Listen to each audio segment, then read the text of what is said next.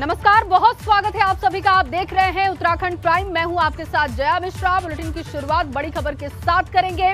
भाजपा ने आखिरकार सीएम धामी को उपचुनाव लड़ाने की तैयारी कर ली है और सीएम पुष्कर सिंह धामी चंपावत सीट से उपचुनाव लड़ने जा रहे हैं। सीएम धामी के लिए चंपावत से विधायक कैलाश गहतोड़ी ने अपनी सीट भी छोड़ दी है।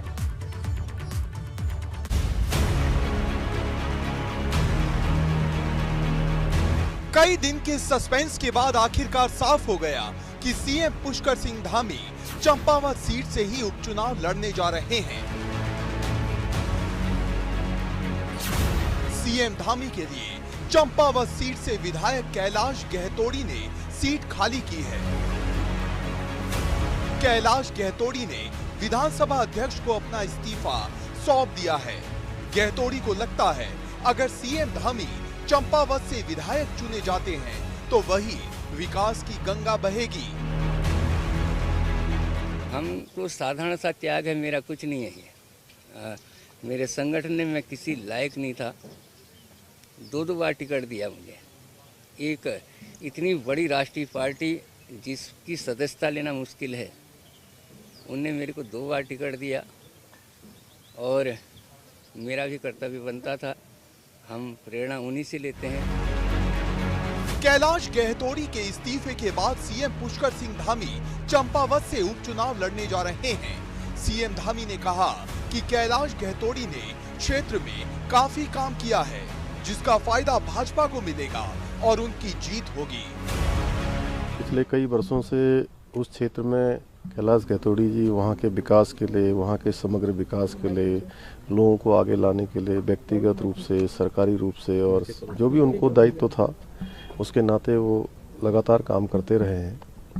और उन्होंने आज एक उस क्षेत्र में मुझे बुलाया है। उस क्षेत्र की जनता का, विशेष रूप से कैलाश जी का मैं बहुत आभारी हूँ कि, और मेरे सामने चुनौती भी है कि वो क्षेत्र हमारा बहुत सीमांत का क्षेत्र है। माँ पूर्णागिरी है, माँ गोलजू है, माँ बरहई है, वो क्षेत्र माँ शारदा का तट है। तो उस क्षेत्र से चूँकि बचपन से मेरा भी जुड़ाव रहा है, लगाव रहा है और मैं उसी क्षेत्र में पला बड़ा हूँ। चुनौती है कि आगे वो हमारे उत्तराखंड के मानचित्र में, हिंदुस्तान के मानचित्र में वो क्षेत्र चमके, वो क्षेत्र आगे आए, उसके लिए हम समग्र प्रयास करेंगे। निश्चित रूप से अब की बार तो जिस प्रकार का रिजल्ट आया है, मैं कहूँगा कि माँ पूर्णागिरी ने, माँ शारदा ने मुझे वहाँ बुलाया। उधर भाजपा सरकार के मंत्रियों को भी भरोसा है सीएम चंपावत से चुनाव जीत जाएंगे। मैं ज़्यादा धन्यवाद करूंगा कैलाश गहतोड़ी जी का, चंपावत की जनता का, कि उन्होंने बड़ा दिल दिखाते हुए एक बहुत अच्छा फैसला लिया है और अपने क्षेत्र के विकास के लिए भी और माननीय मुख्यमंत्री जी और उत्तराखंड के विकास के लिए। और मुझे पूर्ण विश्वास है कि जिस तरीके से कैलाश गहतोड़ी जी ने पिछले 10 साल से लगातार चंपावत की सेवा करी है, उसी सेवा भाव के साथ माननीय मुख्यमंत्री जी वहां पर जाएंगे और जो उनकी मूल भावना है विकास की, जो विकास से वंचित रहा है क्षेत्र, कहीं ना कहीं वो मूल भावना को पूरी की जाएगी। कैलाश गहतोड़ी जी ने माननीय मुख्यमंत्री के लिए अपनी विधानसभा की सीट छोड़ी है। मैं आदरणीय गहतोड़ी जी का दिल से धन्यवाद देता हूँ। और चूँकि ये लोकतांत्रिक प्रक्रिया है, माननीय मुख्यमंत्री जी को 6 महीने के अंदर चुनाव लड़ना है और संगठन ने जो तय किया वो आज चंपावत सीट खाली हुई है। और मुझे लगता है कि अब निर्वाचन आयोग जब भी चुनाव डिक्लेयर करेगा, हम मजबूती के साथ ऐतिहासिक जीत माननीय मुख्यमंत्री की होगी, ऐसा मुझे उम्मीद है। चंपावत विधानसभा क्षेत्र मुख्यमंत्री धामी की परंपरागत सीट खटीमा से लगा है। इसका 40% हिस्सा पर्वतीय क्षेत्र है, जबकि 60% मैदानी। चंपावत सीट के मैदानी क्षेत्र बनबसा और टनकपुर में पिथौरागढ़ जिले के रहने वाले मतदाताओं की संख्या भी काफी है। सीएम धामी भी मूल रूप से पिथौरागढ़ जिले के ही रहने वाले हैं। जानकार मानते हैं पार्टी ने इन्हीं सब सियासी समीकरण को देखते हुए सीएम को चंपावत से चुनाव लड़ाने का फैसला किया है। एबीपी गंगा के लिए देहरादून से पंकज राणा की रिपोर्ट।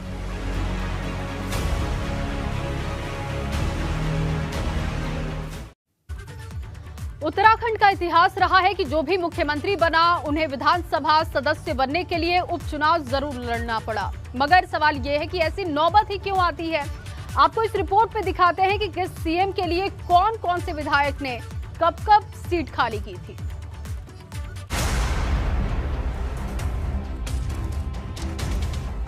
उत्तराखंड में मुख्यमंत्री के लिए सीट खाली करने की परंपरा नई नहीं है। राज्य गठन के बाद से ही ये सब चला आ रहा है। चलिए आपको दिखाते हैं कि किस मुख्यमंत्री के लिए कौन कौन से विधायक ने कब सीट छोड़ी। सबसे पहले 2002 में एनडी तिवारी के लिए रामनगर से योगंबर रावत ने सीट खाली की थी। उसके बाद 2007 में मुख्यमंत्री बने भुवन चंद खंडूरी की जुमाकोट सीट टीपीएस रावत ने छोड़ी थी। 2012 में कांग्रेस सरकार के दौरान विजय बहुगुणा के लिए भाजपा के किरण मंडल ने सितारगंज सीट खाली की थी, जबकि 2014 में हरीश रावत के लिए कांग्रेस के ही हरीश धामी ने धारचूला सीट खाली की थी। जितने भी लोग थे सबको विधानसभा छुड़वाने के लिए कंपनसेट किया गया था। हरीश धामी को वन विकास निगम का चेयरमैन बनाया गया था, टीपीएस रावत को संसद भेजा गया था, किरण मंडल को केएमवीएन का अध्यक्ष बना करके कैबिनेट मंत्री का दर्जा दिया गया था और हरीश धामी को भी मंत्री का दर्जा दिया गया था। अब कैलाश गहतोड़ी की बारी है कि किस तरह की राजनीतिक संधि हुई है या पार्टी के भीतर क्या एक माहौल बना है कि कैलाश गहतोड़ी को किस तरह से राजनीतिक तौर पर कंपनसेट किया जाएगा। अब पुष्कर सिंह धामी के लिए चंपावत से विधायक कैलाश गहतोड़ी ने सीट खाली की है। भाजपा कह रही है कि चंपावत से मुख्यमंत्री की जीत तय है और उनके चंपावत से विधायक बनने पर क्षेत्र का और विकास होगा। भाजपा नेताओं के अपने तर्क और दलीलें हो सकती हैं, मगर ये भी समझना जरूरी है कि जिस विधायक ने अपनी सीट छोड़ी उनका राजनीतिक करियर कैसा रहा और क्या वाकई उस क्षेत्र का विकास हो पाया जहां से मुख्यमंत्रियों को चुनाव लड़वाया गया था। यहाँ खास बात ये नहीं है कि मुख्यमंत्रियों को उपचुनाव जितवाकर सदन में जाने के लिए, सदन भेजने के लिए उनके विधायक सीट खाली कर रहे हैं।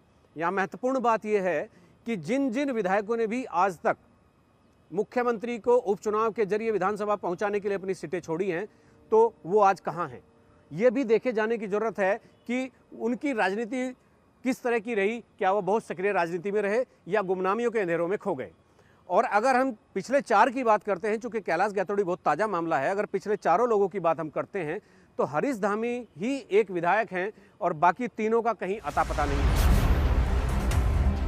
इसे उत्तराखंड के लोगों का दुर्भाग्य ही कहेंगे कि 21 साल के उत्तराखंड ने कई मुख्यमंत्री देख लिए और सीएम बने रहने के लिए नेताओं को चुनाव में जाना पड़ा। सवाल ये है, क्या आज का उत्तराखंड उन राज्य आंदोलनकारियों के सपनों को साकार कर रहा है जिसके लिए उन्होंने कुर्बानी दी थी। पहले के 4 विधायकों ने जब अपनी विधानसभा से इस्तीफा दिया था, अपनी सीट छोड़ी थी, तो उनके क्षेत्रों में विकास की कौन सी गंगा बही है ये देखना भी बहुत लाजमी हो जाता है। अगर वहाँ पर क्षेत्र का विकास नहीं हुआ है तो आप ये तय मानिए ये टोटली राजनीतिक संधि के रूप में अपने विधायक का इस्तीफा लेकर मुख्यमंत्री को जिताया जाता है और उसके बाद सारी चीज़ें आई गई हो जाती हैं। अपने सहयोगी कैमरामैन निशांत चौहान के साथ एबीपी गंगा के लिए देहरादून से अजीत सिंह राठी। तो सीएम पुष्कर सिंह धामी चंपावत से चुनाव लड़ने जा रहे हैं और ऐसे में कांग्रेस ने भी तैयारियां शुरू कर दी है। कांग्रेस प्रदेश अध्यक्ष करण माहरा ने कहा कि इस पर चंपावत के स्थानीय नेताओं के साथ मीटिंग करके फैसला होगा। पहले हिमेश भाई से बात चर्चा हम करेंगे, क्या वो चाहते हैं, उनकी भी राय ली जाएगी और पार्टी के हित में जो होगा वो निर्णय किया जाएगा। हम लोग सभी शीर्ष नेतृत्व के साथ, हमारे जो वरिष्ठ जन हैं उनके साथ भी चर्चा विमर्श करेंगे, उसके बाद ही फैसला लेंगे। क्योंकि मैं गंभीरता से इस चुनाव को लड़ना चाहता हूँ। मैं चाहता हूँ कि पार्टी जीत के लिए इस लड़ाई करें। और चलिए इस बीच आपको एक बड़ी खबर दे दें। रुड़की में विपक्ष के विधायकों की मीटिंग, कांग्रेस और बसपा विधायकों की मीटिंग, निर्दलीय विधायक उमेश कुमार भी मौजूद और विपक्ष के विधायकों की मीटिंग से हलचल बढ़ चुकी है। निर्दलीय विधायक उमेश कुमार, बसपा विधायक शहजाद, कांग्रेस विधायक अनुपमा रावत, विधायक ममता राकेश, फुरकान अहमद, ज्वालापुर विधायक रवि बहादुर, झबरेड़ा विधायक वीरेंद्र जाति बैठक में पहुंचे हैं। विनीत मेरे सहयोगी इस वक्त फोन लाइन पर मौजूद हैं। विनीत, बैठक को लेकर क्या इस वक्त अपडेट आपके पास है?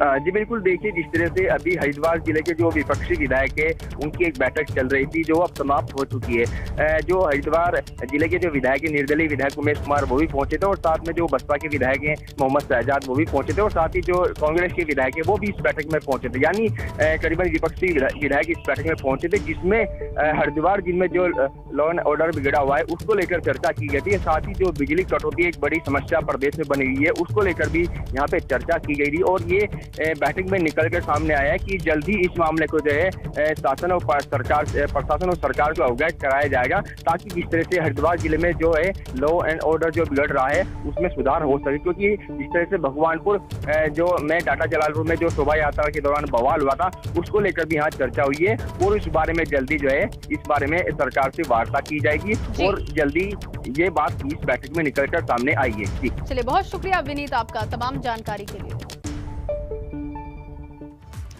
लगता है कि धामी सरकार पार्ट 2 में नेताओं को रेवड़ियों की तरह से लाल बत्तियां मिलने जा रही है और धामी सरकार ने 100 से ज्यादा दर्जाधारी मंत्री बनाए जा सकते हैं। इसके लिए 24 अप्रैल को देहरादून में होने वाली मीटिंग में फैसला लिया जा सकता है। कहा यह भी जा रहा है कि दर्जाधारी मंत्री बनाने के लिए संगठन स्तर से हरी झंडी भी मिल चुकी है, लेकिन कांग्रेस इसका विरोध भी कर रही है। में धामी सरकार लगभग 100 से ज़्यादा दर्जाधारियों को नियुक्ति देने जा रही है, जिसके चलते सरकार से लेकर संगठन के वरिष्ठ पदाधिकारियों के साथ में बातचीत का क्रम जारी है। जानकारी ऐसी भी मिल रही है कि इसी पार्टी प्रदेश कार्यालय में भाजपा के राष्ट्रीय संगठन महामंत्री BL संतोष 24 अप्रैल को पहुंचेंगे और पार्टी के वरिष्ठ नेताओं के साथ में बातचीत करेंगे। बैठक का मुख्य एजेंडा दर्जाधारियों की नियुक्ति होगा और मुख्यमंत्री का उपचुनाव होगा। जानकारी ऐसी भी मिल रही है कि जिन्होंने मुख्यमंत्री धामी के लिए सीट छोड़ी है, कैलाश गहतोड़ी को भी दर्जाधारी के रूप में सरकार में एडजस्ट किया जा सकता है। लिहाजा 100 से ज़्यादा करीब ऐसे पदाधिकारी हैं जिनको अब धामी सरकार में एडजस्ट किया जा सकता है। अपने सहयोगी कैमरा पर्सन मनमर रावत के साथ विनोद कुमार, ABP गंगा, देहरादून। उधर धामी सरकार में 100 दर्जाधारी बनाए जाने पर कांग्रेस सवाल भी उठा रही है। कांग्रेस का कहना है कि सरकार आम आदमी को महंगाई से राहत देने के बजाय नेताओं की फिजूल खर्ची पर ध्यान दे रही है। आप भी सुनिए। बिजली और पानी के लिए पैसा नहीं है, लेकिन दर्जाधारियों का खर्चा उठाने के लिए सरकार के पैसा है, यही दुर्भाग्य है। अभी मेरे एक साथी ने कहा आपने महंगाई पे नहीं बोला, आपको शायद पता याद होगा जिस मैं पहले दिन भार ग्रहण किया, मैंने उसी दिन कहा कि बीजेपी को ये बताना पड़ेगा कि हमेशा हर स्टेट में चुनाव से पहले वो हर चीज़ के दाम रोक के रखती है और चुनाव खत्म होते ही गैस के सिलेंडर 50 रुपये बढ़ गया, तीसरे दिन ही डीजल के पैसे बढ़ गए, पेट्रोल के पैसे बढ़ गए, जो हमारा कॉमर्शियल गैस का सिलेंडर है 300 रुपये बढ़ गया। लोगों के लिए 10 करोड़ रुपये महंगे हैं, लेकिन जो ये 100 लोगों को लाल बत्ती जीत जाएगी उन पर जो खर्चा होगा उसका आकलन कर लीजिए, वो इससे कहीं ज़्यादा होगा। वहीं चारधाम यात्रा में गैर हिंदुओं की एंट्री को लेकर एक बार फिर से सीएम पुष्कर सिंह धामी का बयान सामने आ चुका है। सीएम धामी ने कहा कि देवभूमि को कोई शरणालय नहीं है, कोई भी आकर रहने लगे। सीएम ने कहा कि देवभूमि धार्मिक लिहाज से तो अहम है ही, साथ ही सामरिक लिहाज से भी अहम है और इसीलिए यहाँ किसी का भी अतिक्रमण बर्दाश्त नहीं होगा, किसी को भी अतिक्रमण की इजाजत नहीं है। ऐसा केवल यात्रा के संबंध में नहीं कहा है और ये चूँकि यात्रा चल रही है इसलिए यात्रा के सीजन में बात आई है। ये समग्र उत्तराखंड के लिए है कि उत्तराखंड हमारा शांत रहना चाहिए, भौगोलिक दृष्टि से हो, चाहे हमारा सामरिक दृष्टि से हो या धर्म और अध्यात्म की दृष्टि से हो या संस्कृति की दृष्टि से हो। हर क्षेत्र में हमारा उत्तराखंड एक अपने आप में विशिष्टता लिया हुआ हमारा प्रदेश है, तो यहाँ की विशिष्टता बनी रहनी चाहिए। यहाँ का जो अपना एक धर्म और संस्कृति और अध्यात्म का जो केंद्र है वो डिस्टर्ब नहीं होना चाहिए। उसको लेकर हम चाहेंगे कि यहाँ पर जो घनत्व बढ़ रहा है, जो अनावश्यक रूप से बहुत सारी ऐसी गतिविधियाँ हो जाती हैं, हमें बाद में पता लगता है कि कोई बाहर से आया है, कोई कहीं से आया है, कोई आपराधिक गतिविधियों में लिप्त रहा है, कई अन्य प्रकार के कार्यों में लिप्त रहा है, लेकिन उत्तराखंड आकर कोई शरण का इसको न समझे। ये शरण स्थली नहीं है, ये किसी के लिए आराम करने की जगह भी नहीं है। वहीं मुख्यमंत्री पुष्कर सिंह धामी के निर्देशों के बाद पुलिस ने चारधाम क्षेत्र समेत प्रदेश भर में सघन वेरिफिकेशन अभियान शुरू कर दिया है। 10 दिनों तक चलने वाले इस अभियान में पुलिस बाहरी व्यक्तियों का वेरिफिकेशन करेगी, जिसके लिए डीजीपी अशोक कुमार ने सभी जिलों के कप्तानों के साथ मीटिंग कर अपने अपने जिलों में वेरिफिकेशन अभियान चलाने के आदेश भी जारी कर दिए हैं। सत्यापन पे हमने समस्त जिलों को कहा है कि जो भी बाहरी व्यक्ति यहाँ पर आए हैं उत्तराखंड में, चाहे वो ठेलिया वाले हों, मजदूर हों, नौकरी पेशा हों, तो उनका सत्यापन कराया जाए हर हालत में। कौन है, कहाँ से आए हैं, क्या उनकी बैकग्राउंड है। तो उस काम को एक स्पेशल ड्राइव 10 दिन का चला के, जिससे कि 4 धाम से पहले ही हम थोड़ा क्लैरिटी आ जाए, ये करने के लिए 10 दिन का स्पेशल ड्राइव चलाया गया। कांग्रेस के नवनियुक्त प्रदेश अध्यक्ष करण माहरा का हल्द्वानी दौरा हुआ। इस दौरान कांग्रेस कार्यकर्ताओं ने माहरा का स्वागत किया। माहरा ने कहा कि वो अलग अलग क्षेत्रों का दौरा कर कार्यकर्ताओं में जोश भरने की कोशिश कर रहे हैं। विधायकों की नाराजगी के सवाल पर माहरा ने कहा कि अब कोई विधायक नाराज नहीं। सीधा रास्ता है, ग्रास रूट वर्कर के साथ खड़े होना है, उनको सम्मान देना है और उनको ये पहले ये एहसास कराना है कि लड़ाई लड़नी क्यों है। प्रश्न यही है कि लड़ाई लड़नी है तो लड़नी क्यों है। इस विषय में हम उनको जागरूक करेंगे और कार्यकर्ता को मान सम्मान देंगे, उनको ये एहसास कराएंगे कि उनकी वजह से हम हैं, हमारी वजह से वो नहीं है। आप देखिएगा कुछ दिनों में पार्टी खड़ी भी दिखाई देगी और कार्यकर्ता दौड़ता हुआ दिखाई। कुछ लोगों ने ये बनाया कि कुछ लोग नहीं आए, और वो क्यों नहीं आए उसके मैंने कारण स्पष्ट कर दिए थे। और कल के कार्यक्रम को मिला के हम 16 लोग अभी तक सामने आ चुके हैं, अगर विधायकों को ही इसकी कैटेगरी माना जाता है, और नहीं तो अनुवांशिक संगठनों के सभी लोग थे और विधायक भी लगभग सभी आ चुके हैं। वहीं विधानसभा अध्यक्ष रितु खंडूरी ने कोटद्वार को जिला बनाने की मांग को एक बार फिर से गरमा दिया है। रितु खंडूरी ने कहा कि कोटद्वार के विकास के लिए उसे जिला बनाना बहुत जरूरी है। कोटद्वार में मेडिकल कॉलेज निर्माण को लेकर जब रितु खंडूरी से सवाल किया गया तो उन्होंने कहा कि एक जिले में एक मेडिकल कॉलेज होता है और ऐसे में कोटद्वार में मेडिकल कॉलेज बनने के लिए कोटद्वार का जिला बनना बहुत जरूरी है। इसमें कहाँ पे गड़बड़ हो रही है ये हम और आप जानते हैं। जब जिला ही नहीं है कोटद्वार तो हम इस बात को क्यों बार बार कहते हैं कि वहाँ पे मेडिकल कॉलेज बनेगा? नहीं बन सकता है ना। आप पहले जिले के लिए लड़ाई लड़ेंगे, हम जिले के लिए लड़ाई लड़ेंगे और मेडिकल कॉलेज के लिए उसके बाद लड़ाई लड़ेंगे। ये या तो फिर आप भारत सरकार में जाके चेंज करवाइए रूल्स रेगुलेशन। और अगली खबर टिहरी से है, जहां टिहरी में भूतपूर्व सैनिक सरकार से नाराज हैं। पूर्व सैनिकों का कहना है कि बीसी गब्बर सिंह के नाम पर कई घोषणाएं हुई मगर उन्हें पूरा नहीं किया जाता है। मेला समिति और पूर्व सैनिक ने बीसी गब्बर सिंह मेले को राजकीय मेला घोषित करने की मांग की है।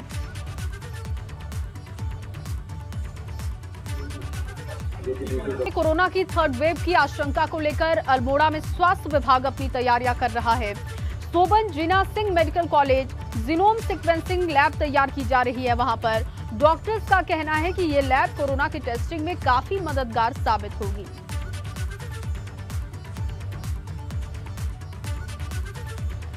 और अब बात मौसम की करते हैं। मौसम विभाग का कहना है कि उत्तराखंड में मौसम करवट लेने जा रहा है। मौसम विभाग ने आज और कल यानी कि 2 दिन के लिए मौसम बदलने की संभावना जाहिर की है।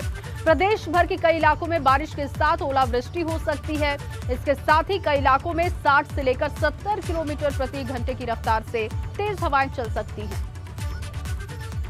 भूमि में तपती गर्मी के बीच मौसम विभाग के पूर्वानुमान से कुछ राहत दिखती हुई नजर आ रही है।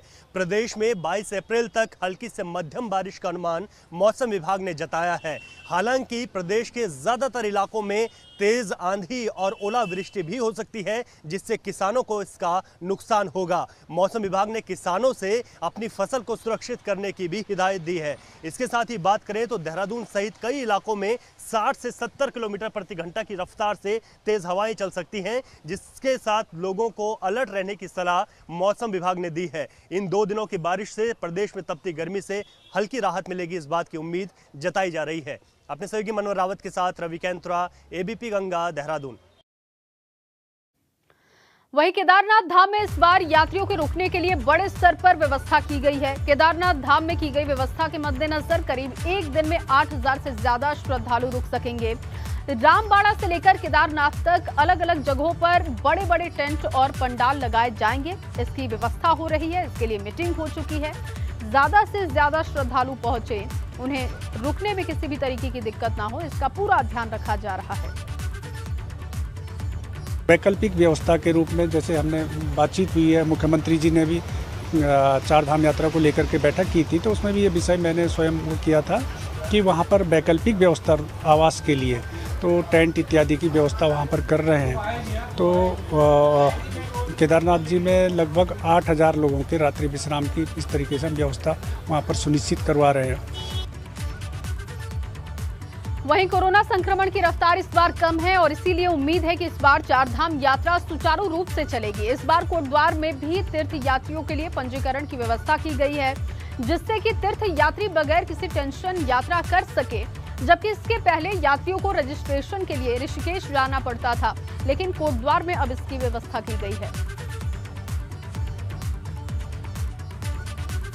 तो अच्छी बात है सभी के होटल कारोबारियों के लिए, और होटल कारोबारियों के साथ साथ जितने और भी जो यहाँ पे जो कारोबारी उनके लिए बहुत अच्छी बात है कि यात्री पौड़ी से होके आए और हम उसका यहाँ पे अच्छे रहने की व्यवस्था, अच्छे खाने की व्यवस्था, ताकि पौड़ी का जो सौंदर्य है उसका वो लाभ लेते हुए फिर देव दर्शन के लिए जाए। वैकल्पिक मार्ग के रूप में हमारा